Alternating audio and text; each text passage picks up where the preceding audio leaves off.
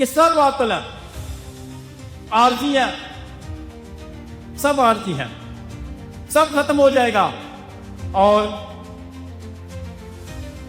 पर एक शख्स ने रथ छोड़ा, उसके बाद दूसरा उसे संभाल लेता। असी जरा इकट्ठा करने अज साडी जिंदगी का अख्ताम होया ते कल किसी होर ने मल लैनी। अज ही असी खुदा के सुते हाँ ते फैसला हो गया ए मैं लवांगा ते तू ले लें, ए मैनू मिलना चाहिए।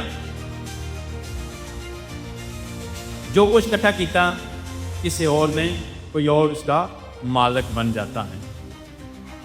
सब बातें, सब आरजी हैं, सब खत्म हो जाएगा। तो हकीकी खुशी कौन सी चीज देगी?